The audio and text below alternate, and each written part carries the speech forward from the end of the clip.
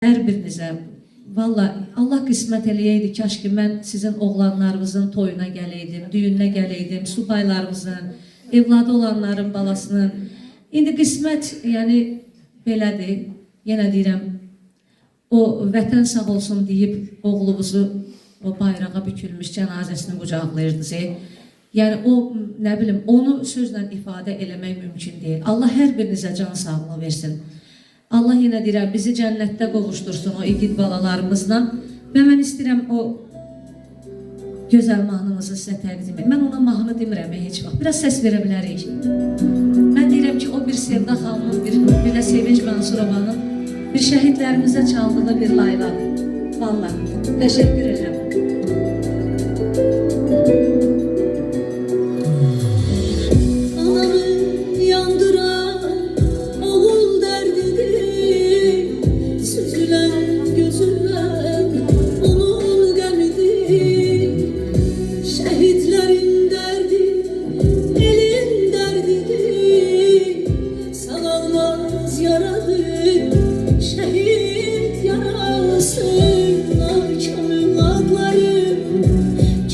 Çatma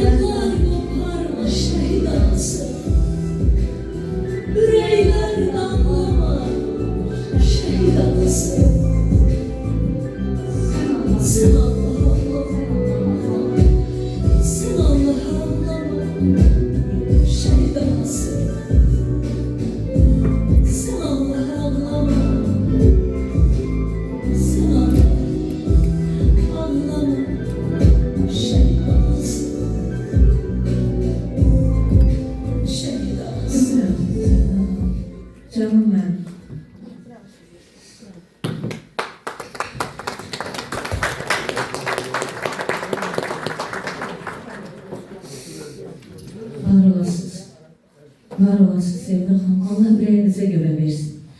Mən yenə də hər birinizin qarşısına baş əyirəm. Allah sizləri var eləsin. Bizim hər birimizin vətəndaşlıq borcudur ki, sizin bacardığınız qədər yanınızda olaq. Mən də bu mahnını hər zaman qeyd edəndə deyirəm ki, Allah məndən, Sevda xanımdan və Sevinç xanımdan bir, necə deyərlər, bir ehsan olaraq qəbul eləsin bunu bizdən. Bir layla çaldıq şəhidlərimizə bu mahnıdan. İndi teşekkür ederim. Daha sözüm yok. Teşekkür ederim. Allah her birinizin karşınızda baş eğip Allah sizleri korusun.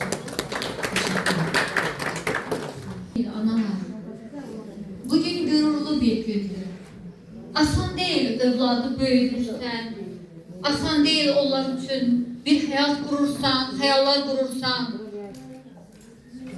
onları birden üretirmek asan değil. Ama o zirveye yükselmek de her oğlun, her igidin işi değil. O kadar isteyip çatmayanlar var ki.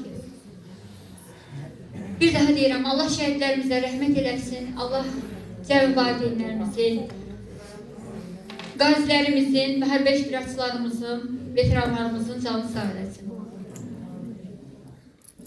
İndi isə sözü Yazılar Birliği'nin üzvü, Jurnalistler Birliği'nin üzvü, 5 kitap müəllifi Püstə xanım Hüseynovaya veririk.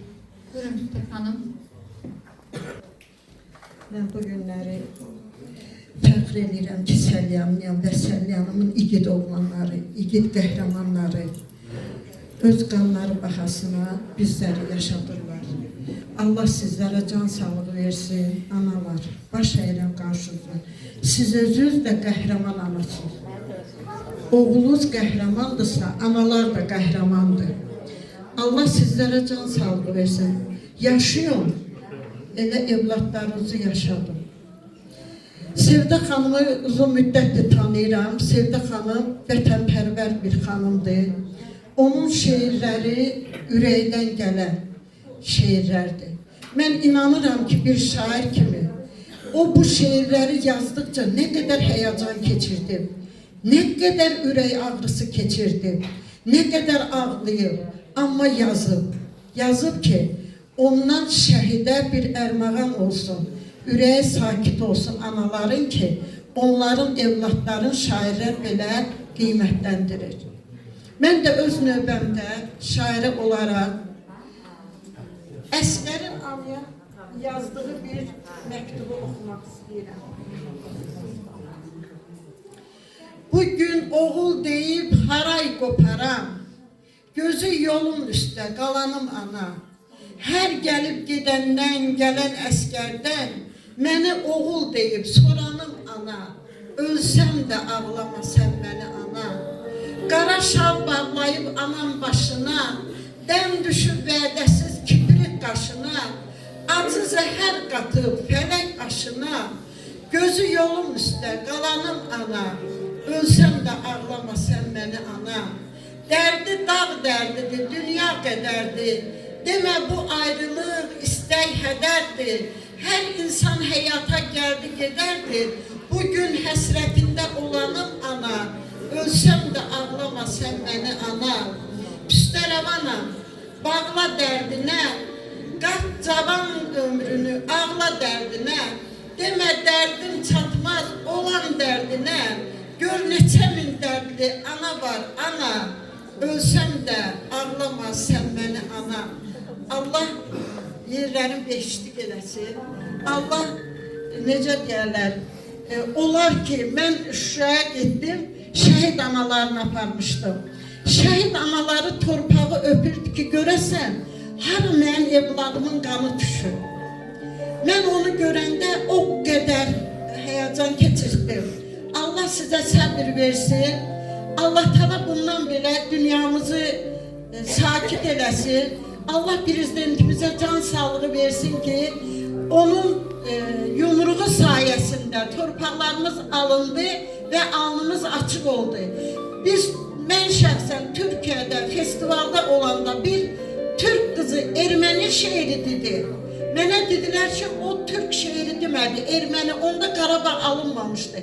Mən o qızla dedim, gəl bütün Azərbaycan qarşısında Sen üzr iste ki, sen bizim qaçmağımızı qopartdın. Biz onsuz da bu dərdi çekirik. Allah prezidentimizə can sağlığı versin. Şəhidlərimizi qəni-qəni rəhmət eləsin ki, bizim alnımızdan o damğanı götürdü. Baş əyirəm hamımızın qarşısında. Sevda xanım, bundan belə sənin qələmin ancaq sevincli, vətənimizin gözəllikləri haqqında yazasan. Heç vaxt belə ürək ağrısıyla şeir yazmayasan. Yaradıcı uğurları arzulayıram. Çox sağ ol. Bir də ki, mən Səlyanlı olaraq Səlyanın dastanını yazmışam.